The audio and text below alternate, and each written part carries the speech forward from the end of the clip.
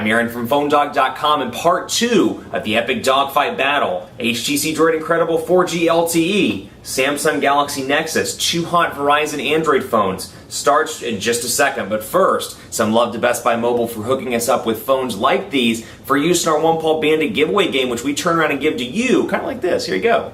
For use in our One Paw Bandit giveaway game. When you go into Best Buy Mobile, you'll walk out working to help you set up the email, the web, the contacts, the setting. They'll help Mom get her picture settings all ready to go, her camera settings, her front-facing camera settings, her text messaging settings, all that stuff, so when you walk out the door, your mom walks out the door, she's good to go. It's part 2, Incredible 4G LTE, Galaxy Nexus. Let's take a look and see which one's the best. Part 2 of an epic dogfight between 2 really nice Android phones. One's $149.99, one has recently been reduced to $99.99. Now both of these are available now at Verizon. DROID Incredible 4G LTE, Samsung Galaxy Nexus. Hopefully we'll see Jelly Bean come to the Galaxy Nexus really soon. But let's start this out by taking a look at the browser on both of these devices.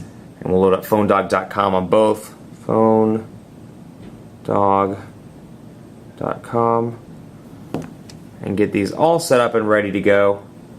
And then PhoneDog's loading over here. Now obviously I have a little bit of a signal strength issue in my office. My office is like right in the middle of the building, and so as a result nobody works particularly well, ironically with the exception of T-Mobile. So pinch to zoom, relatively responsive over here. Menu up at the top gives me access to everything that I need to view the desktop site and more. Over here, got that same menu button up at the top, but then I've got my on-screen buttons down here at the bottom. Now, the benefit of the on-screen buttons, they do go away when you watch YouTube and do things like that. But over here, pinch to zoom, relatively responsive over here as well. I noticed it's a little bit faster. The Snapdragon S4 CPU is fantastic on the DROID Incredible 4G LTE. And while Project Butter does a great job with this TI OMAP processor on the Samsung Galaxy Nexus, when it's running 4.0.4, which is what it's running right now, it is a little bit, I wouldn't say laggy, but there's a noticeable speed difference, at least as far as I can tell. I do like the implementation of tabs up here, though, where I can easily scroll back and forth between my tabs just by clicking that button, whereas over here, don't necessarily care for the way it does it, where I have to scroll and then wait for the tabs button to appear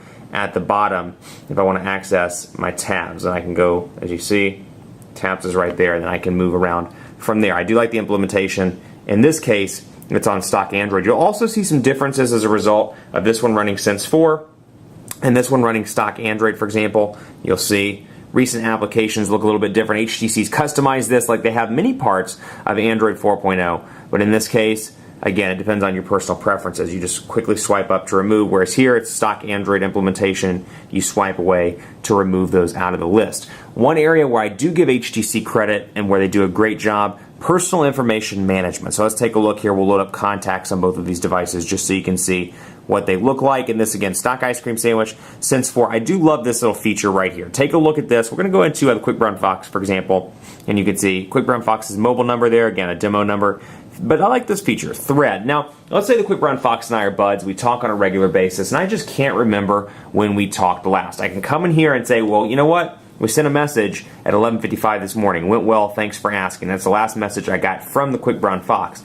Email, unfortunately, doesn't integrate with Google, or with Gmail rather, thanks to the fact that there's no Gmail API. But if you have the email set up in the actual mail application, you can receive your email stuff here. Call history as well, and then of course I can see updates, and I can see gallery, and then of course my details back here. Menu button down here at the bottom, whereas it's up at the top and kind of stays at the top in most of the HTC stuff. You don't get that feature over here. We'll go to the Quick Brown Fox for exact comparison. What you do get is a picture where, if, of course, you can see the implementation and the similarities here between Android 4.0 builds on these respective devices, but I can edit it, I can set a ringtone, send all calls to voicemail if I want to.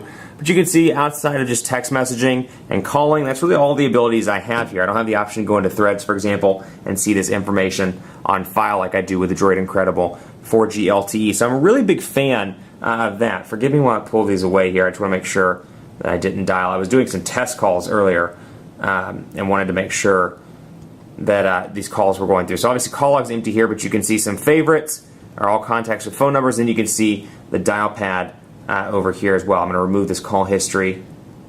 I was making some test calls to see which one worked the best in my office. So we're going to load this up, and we'll get this started up, and you can see what it looks like, the difference here. Never been a fan of HTC's implementation on this, the way that recent calls are kind of integrated with contacts. I just think it gets kind of confusing and kind of overbearing to an extent when you have both of those in there and you have like 10 or 20 missed calls or recent calls, whatever the case may be, and it kind of just falls right in line with the contacts. Don't really care very much for that, but you do have access to the keypad, and of course the shortcuts are all down here at the bottom, and they have this nice carousel effect as you move back and forth over on the Droid Incredible 4G LTE. Let's take a look at quadrant standard on both of these. And again, the S4 performs really well, so I imagine that just off the top of my head, it's going to be the one that comes in on top. And I do not have quadrant standard. I think I had to uninstall it on this one due to an issue. Quadrant standard is loaded up on both of these devices. We're going to start them up now and get this ready to go. So obviously you can see that it's running at the moment. So we've got two things over here, 1,700 milliamp hour battery here, 1,850 milliamp hour battery. Both do 4G. I don't know why I said battery like really slowly like that. That was a little creepy. But 1,700 milliamp hours, 1,850 milliamp hours. It's Friday and it's been a long day. Come on now. Got me some slack. HTC's really improved the way that they handle their power management. So even though this has a smaller battery, I've actually noticed better battery life out of this than I have the Galaxy Nexus. I'm getting about 12 hours, 11 to 12, maybe 13 of moderate use on the Droid Incredible 4G LTE. Getting about 9 to 10.5 over here on the Galaxy Nexus. Much, much better on the Droid Incredible 4G LTE. And I'm noticing that when I'm not using the device, just the power management in general on the Incredible 4G LTE is much better. I've noticed that battery percentages drop much slower on the what I like to call the DINK 4G LTE, the Droid Incredible 4G LTE. So Snapdragon S4 processor runs really well on this device. TI OMAP, a little bit outdated, but with Project Butter coming soon on Jelly Bean, or coming soon to this device, I should say, hopefully that'll make it really awesome and kind of bring it back up. Because I can tell you from working with the GSM version, Project Butter and Android 4.1 are pretty awesome. So 4,240 over here. We're waiting for this one to load up.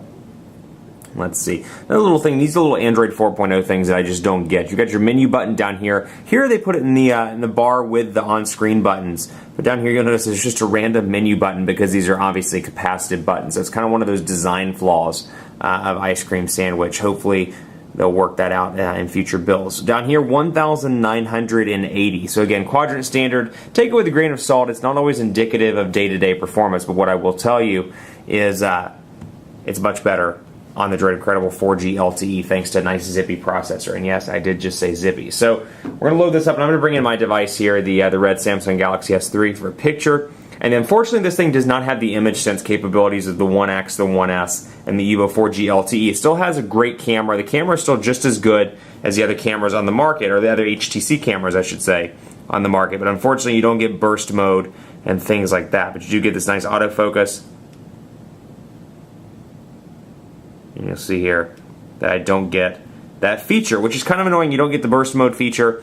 You do get your video camera here, and then you can still take stills. So you do get that feature if that's something you use on a regular basis, and perhaps you're coming from the 1S, or you've used the 1S, you've used the 1X, something like that. So that is a nice benefit. So over here you can take a look. 8 megapixel camera. Let's get out of the video here and take a look at some of the stills. Decent picture quality all around. Really impressed with the 8 megapixel camera. It does a good job. You can see it's captured some of the kind of glitter in the paint there along with the red. Over here, 5 megapixel camera, and while the megapixel count may be a little bit lower, the camera is definitely nothing to scoff at, and it gets even better. I know I keep saying this, but it gets even better with the Jelly Bean update. In case you can't tell, Android 4.1 does bring quite a bit to this device. Let me turn the flash off. Off. And let's go back down here and get this. So 5 megapixels doesn't always translate into worse picture quality by any means. It's actually a pretty decent camera. That said, the slight edge goes to the HTC Droid Incredible 4G LTE. It's just ever so slightly a better camera. So, like anything else, both of these, forgive me, I need a glass of water apparently. Both of these are fantastic devices. Really where the Galaxy Nexus wins, a couple of things. One, this is going to be the next device. I guarantee this will get Android, well I don't guarantee, but I'm pretty sure that this one's going to get Android 4.1 before the Droid Incredible 4G LTE. You never know. HTC has a good track record of rolling out updates to their devices. That said, it's already rolling out to the GSM version of the Galaxy Nexus. My hope is Sprint and Verizon versions will follow suit. So if you want Android 4.1 and you want it for a really nice price, $100 this is a good device for $100. That's a nice price point. You can't beat it. That said, the rumor is the 1X is dropping at $100 this weekend. So again, that kind of reunites the war, if you will, and the $100 price point. Over here, $150, but you do get an up-to-date Snapdragon S4 processor, a nice display, even if it is a little bit smaller. You get an 8-megapixel camera, and then you get Sense 4. The winner of the dogfight is the HTC DROID Incredible 4G LTE, just for those reasons. The specs are up to date. It's a little bit more expensive, but it packs some nice features like a great camera, a nice processor, and a really thin body. That said, if you got $100, you really can't go wrong with this. At $100, this is a good deal. At $200, considering the Galaxy S3, the One X, at least right now, and some other competitor devices are at that price point, it wasn't so much of a good deal. That said, if you can get it for $100 and it's what you want, and you want Jelly Bean, go with it. But the winner of the dogfight is the DROID Incredible 4G LTE. Much more coverage to come on PhoneDog.com with both of these devices. Keep it locked on the site as we fight between, I'm sorry, that was mean.